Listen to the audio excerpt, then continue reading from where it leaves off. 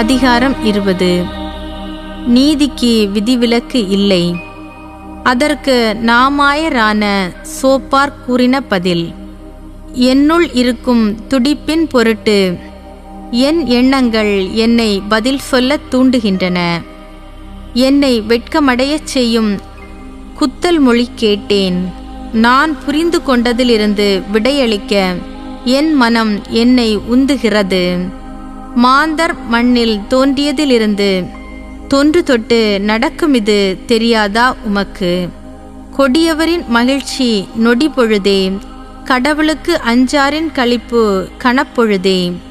அவர்களின் பெருமை விசும்பு மட்டும் உயர்ந்தாலும், அவர்களின் தலை முகிலையே முட்டினாலும், தங்களின் சொந்த மலம் போன்று அவர்கள் என்றைக்கும் ஒளிந்திடுவார்கள். அவர்களை கண்டவர்களோ எங்கே அவர்கள் என்பார்கள். கனவு போல் கலைந்திடுவர், காணப்படார். இரவு நேர காட்சி போல் இல்லாது மறைந்திடுவர். பார்த்த கண் இனி அவர்களை பார்க்காது. வாழ்ந்த இடம் அவர்களை என்றுமே காணாது. அவர்களின் மக்கள் ஏழையரின் தயவை நாடுவர். அவர்களின் கைகளே ஏழையரின் செல்வத்தை திரும்ப அளிக்கும்.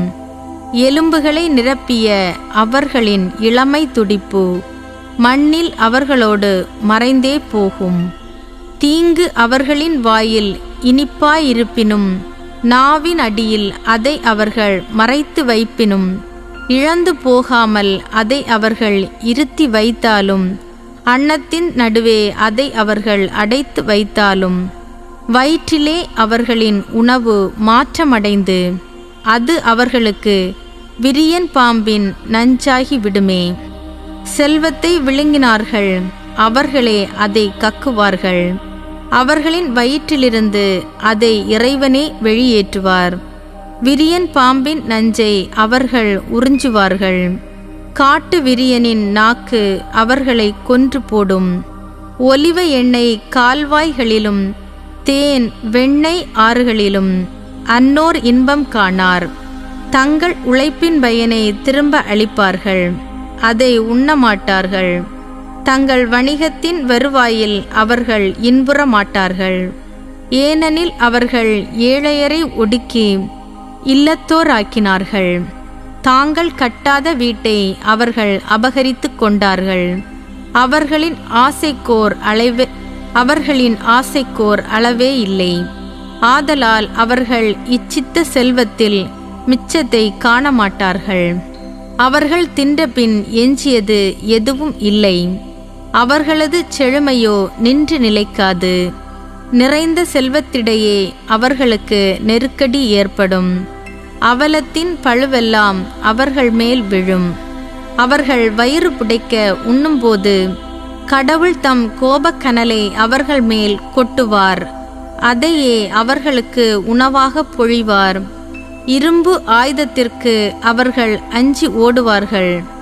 வெண்கல வில்லோ அவர்களை வீழ்த்தி அழித்திடுமே. பின்புறமாக அதை அவர்கள் இழுப்பார்கள். மின்னும் அம்பு முனையோ அவர்களின் பிச்சிலிருந்து வெளிவரும். அச்சம் அவர்கள் மேல் விழும். காரிருள் அவர்களது கருவூலத்திற்கு காத்திருக்கும். மூட்டாத தீ அதனை சுட்டெரிக்கும். அவர்களின் கூடாரத்தில் எஞ்சியதை விழுங்கும். விண்ணகம் அவர்களின் பழியை வெளியாக்கும். மண்ணகம் அவர்களுக்கெதிராய் எழுந்து நிற்கும். அவர்களது இல்லத்தின் செல்வம் சூறையாடப்படும்.